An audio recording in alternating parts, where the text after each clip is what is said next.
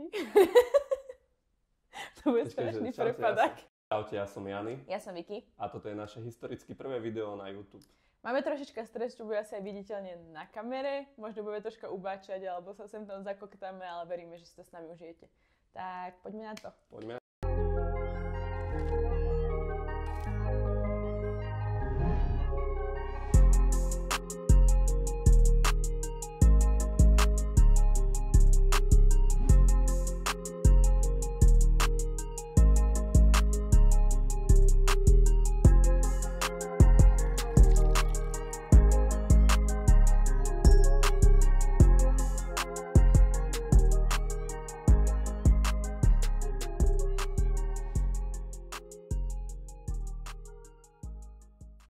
Ako prvé video sme si pripravili pre vás otázky a odpovede vzhľadom na to, že by sme boli radi, keby ste nás troška spoznali, kto sme, čo sme, čomu sa venujeme a na čo sa chceme zameriať na YouTube. Dali sme vám možnosť otázok na Instagramovom profile u Janyho aj u mňa, takých najlepších, kde nás možno troška viac poznáte. A ja by som šla asi aj na to. Ako prvú otázku položím ja, mám to vypísané, pretože niekto musí kamerovať. Na aké videá sa chcete vo svojej tvorbe zamerať? Môžeš odpovedať kľudne. Chceli by sme na tom YouTube spojiť taký zdravý životný štýl, k tomu fitness, keďže obidvaja súťažíme. Ja aj Vicky sa venujeme, Vicky je bikini fitness, ja sa venujem classic physique. Chceme to z takých dvoch uhlov pohľadu, že z toho pohľadu súťažného, ale aj z toho takého bežného lifestyleového pohľadu. Ja by som možno ešte rada dodala to, že chceme sa na tom YouTube venovať všetkým tým veciam, ktoré bežne robíme. Chceli by sme to zamerať na vlogy, čo sa týka napríklad food of eatingu, alebo Jany má teraz veľmi dôležitú súťaž v Amerike, takže určite niečo aj z cestovania. Veľmi radi papáme, takže určite tam bude aj niečo, čo sa týka nejakých spotov, kde sa môžete ísť najesť. Čiže dúfam, že vás to bude baviť a nebude to určite len taký bežný kanál, ale dáme do toho srdiečko. Dobre, druhú otázku tu máme. Prečo práve YouTube? No, tak začnem s odpovedou asi ja. YouTube, pretože obidvaja viac menej tvoríme na Instagrame. Chceli by sme to naše portfólium alebo tú našu komunitu troška rozšíriť a chceli by sme vytvoriť naozaj komunitu ľudí, ktorí nás budú sledovať na tej našej celkovej ceste, čo sa týka vecí, ktoré bežne vykonávame. Ten YouTube je taká stálejšia komunita sledovateľov. Celkovo nás baví nás tvoriť videá, vytvárať ten content, takže YouTube si myslím, že je taká lepšia platforma, na ktorej to môžeme ukázať. Myslím si, že to môže byť také zaujímavé aj pre sledovateľov, že nerobí to iba jedna strana, ale že sme dvaja a robíme to spolu v páre. Prešla by som na ďalšiu otázku, aby sme sa zbytočne zakecávali. Ako začať s cvičením a ako ste s cvičením začínali vy? Ja sa v podstate celý život venujem nejakému športu. Zo začiatku som, ako každý mladý chalan, sa venoval futbalu, bol som strašný futbalista, Ronaldo bol na každej stene v mojej izbe. Neskôr som prešiel k boxu. Bol som veľmi chudý, malý. Z toho postupne som prešiel už vlastne na to posilňovanie, keďže sme tam mali nejaké tie tréningy. Keď som videl tie prvé zmeny, prvé výsledky, ktoré boli na mne, keďže som mal 60 kg, tak tie výsledky boli fakt, že viditeľné. Chytilo ma to natoľko, že som sa chcel potom v budúcnosti tomu venovať aj profesionálne. Vicky ma vlastne dotlačila k tomu, aby som začal aj súťažiť. Ja tak ako Jany sa od malička viac menej venujem nejakému športu, respektíve ja som skôr tancovala. Chodievala som na ľudové tance 6 rokov a na mažoretky 9 rokov. Potom dostala som taký strih, ťažšia puberta, dajme tomu. Všetkomu som sa viac menej zdala. Moja aktivita bola nulová. Začala som priberať dosť. Respektíve od malička som bola taká gulička dosť, ale... S takým mikrofónom na hlave. Hej, mala som také vlasy, riadne afro. Keď som prestala robiť vlastne hocčo pre svoje telo, tak na tom tele to začalo odzrkadľovať na tej postave. Začala s cvičením tak, že som raz ocinovi povedala, že by som strašne chcela stravovací plán. A viac menej tréner, keď som si s ním bola dohodnúť jedálniček, tak mi povedal, že musím chodiť cvičiť. Ja som asi ten typ človeka, ktorý začal s cvičením a neprestal. Ja som mala jedno veľké šťastie, že respektíve ako som začala cvičiť, tak som vo fitku si našla kamaráta, ktorý ma veľa vecí naučil. Následne potom som sa už odvíjala sama od toho. Takže to boli také moje začiatky. Ja som nemala nejaký taký ťažký štart alebo podobne. Ako sa vysporiadavate s kritikou? Neviem, nemám kritiku. Pozrime sa na pána. Pokiaľ je tá kritika položená od človeka, ktorý dosiahol toho buď viac, alebo minimálne toľko, koľko my, je to konštruktívna kritika, nie je to nejaké uražanie, tak myslím si, že s tým človekom sa dá o tom aj nejako komunikovať a vlastne si to vykonzultovať. Ale pokiaľ je to nejaká taká kritika formou, že nás niekto ide uražať, alebo nejaká forma závisti, alebo neviem ako to povedať, tak to ma nejako absolútne nezaujíma.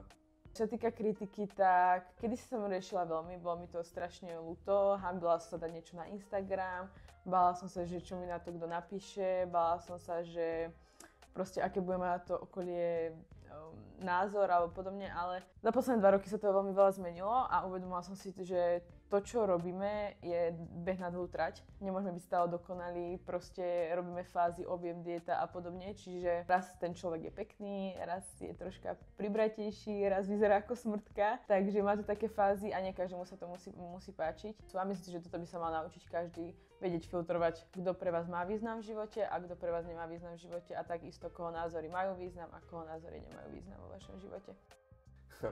Ako to vyzerá vo vašej domácnosti? Domáce práce, varenie a tak podobne. Máme spoločnú domácnosť veľmi krátko. A na začiatku sme sa dohodli takto, že Vicky nebude robiť nič a ja budem robiť všetko. Nie, srandujem. Keď sme sa nasťahovali, tak som bola v diete, hej. Čiže ja si priznávam, že som bola troška nefunkčná, za čo ti veľmi ďakujem, lebo si mi veľmi vo všetkom pomáhal. A celkom máme to nastavené asi tak, že jednak jednej by som povedala. Dobre, Janko robí možno trocha... Ale nie. Nie, Janko robí asi troška viac ako ja. Naozaj. To on chce. Vzájomne snažíme si pomôcť. Keď bola Vicky v diete, tak som jej pomohol ja, lebo som vedel, že sa mi to potom vráti, keď budem v diete ja. A nič sa nestalo. My sa tak vzájomne doplňame. Extrémne zohratý vo všetkom.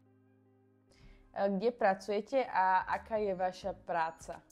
Tak obaja teraz pracujeme vo fitku v Žiline, v Extreme Parku na Vodnom diele. A ja som ešte predtým pracoval vo fitku v MM Arene Krasnodarbských sudcov a tam som ešte zostal určité dni a určité dni som tu, takže sa pomaličky tak presúvam sem, keďže sme sa presťahovali. No, my sme sa vlastne presťahovali kvôli tomu, že ja už dlhodobejšie robím v Crosby Fit v Žiline. Plus ku tomu sa zameriavame na online coaching, Janko má teda aj ľudí do prípravy na súťaž, pozingové lekcie a spoločne sa zameriavame teda na online coaching, nejaké stravovacie plány, tréningové plány a to je vlastne viac menej naplň našej práce.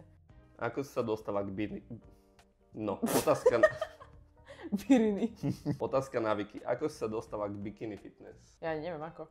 Nebolo to nejaké teraz, že keď on súťaží, tak musím ísť aj ja súťažiť alebo podobne. Právu mám vyriešenú veľmi dobre, cvičím dosť tvrdo. Som chcela vidieť, že čo to moje telo dokáže. Dostávate to do úplne iných hraníc ako pri klasickej diete alebo podobne, že nešli by ste asi až za takú hranu, keby ste klasicky dietovali. Tým, že ja som aj tancovala a podobne, tak ma veľmi lákalo znova sa postaviť na nejaké pódium. A ešte sa mi veľmi páči ten šport. Má to taký väčší význam, pretože ľudia často nevidia, že čo všetko je za tým. Čiže bolo to pre mňa taká výzva a uvidíme, čo bude ďalej.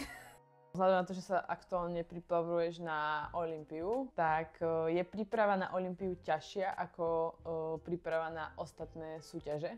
Myslím si, že by si mohol ešte povedať, že koľko súťaží máš za sebou, alebo koľko sezón teda aspoň? Začal som v roku 2022 na jar, to boli moje vlastne prvé súťaže. Chcel som si dať prestávku po jarnej časti, pretože je to dosť náročné ísť toľko súťaží po sebe. Ale dostal som vlastne pozvánku na naturálnu Olympiu do Las Vegas, na ktorú sa dá dostať buď tým, že vyhráte majstrovstva sveta, alebo tým, že vyhráte majstrovstva Európy, dostanete sa do takého rebríčku, to sa podarilo mne. A potom vlastne bodovo sa viete dostať na nejaký taký stupienok, kde vás vyberú z Európy a môžete sa dostať vlastne do toho Vegas. Či tá príprava je tvrdšia ako iné? Do každej prípravy sa snažím dávať maximum. Každá tá príprava je úplne iná. Nikdy neplatilo to isté, čo predtým. S mojím koučom, MJom, sme zmenili trošku taktiku teraz. Nejdem tu rozoberať, ako vyzerá tá príprava, ale začali sme trošku tvrdšie na začiatku. Vlastne držíme taký ten princíp toho počas celej tej prípravy. Dobrá otázka. Akú destináciu ste ešte nevedeli a chceli by ste sa tam pozrieť? Teraz povieme naraz destináciu, kam by sme chceli ísť. 3, 2, 1, Thajsko. Bali. Možno to vyzerá, že veľa cestujeme, ale my vôbec veľa necestujeme. Jednoducho to, čo robíme, nám neumožňuje cestovať teraz každý druhý mesiac, hej. Keď sme v pohode, tak ideme niekde na výlet alebo podobne. Je to taký náš koníček. Hej, Taká skôr. záľuba. Takže tých destinácií je určite strašne veľa, kde by sme sa chceli spozrieť, to asi ani netreba nejako extra rozoberať. Ja osobne mám veľmi rada Taliansko, čiže to bude taká krajina, do ktorej sa budem vždy rada vraciať. Keby som si mala vybrať dovolenku, že, alebo nejaké takéto výlety, kde by som mala chodiť, tak je to, že asi non-stop chodím do Prahy. Ja to tam mám strašne rada a ideme tam v decembri. Mňa celkovo viac láka Ázia a celkovo tá kultúra azijská. Keď cestujete, ako riešite stravu? Ten daný deň, keď vieme, že niekam máme cestovať, tak si ráno trošku pristaneme skôr, navaríme si prípadne buď na celý deň, alebo na ten určitý čas, ktorý budeme potrebovať. Ale zase, keď ideme niekde na dlhšie, sme mimo prípravy. Klasika, ideme sa nájsť do reštaurácie, vyberieme si niečo viac plnohodnotné. Áno, zasa nie sme zatvorení v krabičkách. Proste, keď cestujeme, tak hľadáme to najlepšie, čo je pre naše telo. Máme so sebou vždy ovocie, zeleninku, krabičky, takže vždycky sa dá nájsť nejaký spôsob. Mali ste niekedy problémy vo vzťahu? Prečo nám dávate takéto otázky sprosté? Nemali, nie. Mali sme problémy vo vzťahu. Tie problémy boli skôr v mojej hlave a z mojej strany a vyriešili sme ich a tam by som to asi aj uzavrela. Aké sú vaše plány do budúcna? Fitness, tvorba, partnerský život. Aké sú tvoje plány do budúcna vo fitness? No tak aktuálne bol môj najväčší cieľ sa dostať na tú naturálnu olympiu, to sa mi podarilo, teraz je druhý cieľ to vyhrať. Takže uvidíme, nie, umiestniť sa v top 3 je pre mňa cieľ aktuálne. No a potom si chcem dať na dlhšiu dobu takú prestávku a trošku sa posunúť na ten vyšší level, to ešte nebudem teraz hovoriť k tomu. No a tvoj cieľ? Dať sa dokopy, po psychickej stránke hlavne, aj po zdravotnej. Čo sa týka bikini fitness alebo celkovom fitness, určite sa chcem tomu naďalej venovať. Budem makať stále rovnako tvrdo, papať stále zdravo, ale aktuálne si taktiež dávam dlhšiu prestávku. Týka tvorby, tak myslím, že najväčší skok bude práve ten YouTube pre nás. A čo sa týka partnerského života, tak aktuálne teraz sme sa posunuli už v tom, že sme sa presťahovali, bývame spolu, skúšame ten spoločný život, je to fajn. Pracujeme spolu, takže sme spolu naozaj dlho, veľa a nejaké ďalšie skoky aktuálne teraz asi neplánujeme. Chceme proste kľud, mať troška viac toho klasického života. A času na seba. A času na seba. Ako sa vysporiadavate s fanúšikmi? No tak s tými dvoma chalanmi mám dobrý vzťah, občas si ideme zacvičiť a... To je asi všetko. A to je asi celé. Nemáme fanúšikov. Akože máš fanúšikov, napríklad, akože nie že fanúšikov, ale proste máš ľudí, ktorí ku tebe, pre ktorých si vzor, to je podľa mňa fanúšik, nie? Takže asi dobré. Akože je to pekné podľa mňa, keď niekoho inšpiruješ, ale nejakých že fanúšikov, že ty koko teraz tu bude niekto skandovať alebo niečo, tak to zase nie. Zaraďujete cheat days? Nezaraďujeme cheat days, ak tak si dávame cheat meals. Ja poviem pravdu, že mám s týmto veľký problém, snažím sa to naučiť, byť troška menej striktná. A čo sa týka Jančiho, tak sem tam. Ale za poslednú dobu veľmi málo. Ale cheat day celkový nemali asi v živote. Že by sme od rána do večera teraz jedli nejako. Je to podľa mňa hlúposť, prečo by som mala celý deň čerpať energiu z nekvalitného jedla. Nedáva mi to absolútne žiadny zmysel. Ak tak si tam niečo, na čo mám chuť, napríklad, že ideme, ja neviem, na burger alebo na niečo také, alebo dáme si zmrzku z mekača. A my celkovo sa snažíme robiť tú stravu takým štýlom, že robíme to, čo nám chutí. Celkovo to jedlo, čo jeme teraz, tak to máme radi, takže nepotrebujeme to nejako meniť. To, že ste obaja zarytí fitnessáci, vnímate ako výhodu alebo nevýhodu? Ako v ktorom smere? Niekedy to je až moc na hlavu. Ale akože v konečnom dôsledku ja osobne to hodnotím veľmi kladne. Čiže myslím si, že napríklad keby som bola ja tak, ako som teraz a mám partnera napríklad, ktorý napríklad necvičí, nedodržiava stravu, tak pre mňa by to bolo ťažšie, on by ma možno nechápal, možno by tam vznikali nejaké nezhody alebo niečo podobné, ale tak je to proste podľa mňa o tom, ako to máte, je to o tom, ako to máte v tom vzťahu nastavené. Myslím si, že je to fajn, vieme sa podporiť a to je asi tak všetko. Je to veľká výhoda, že nás to oboch baví. Týmto by sme video asi aj ukončili, nezabudnite dať like, odber a sledujte naše ďalšie videá. Ahojte. Dobre.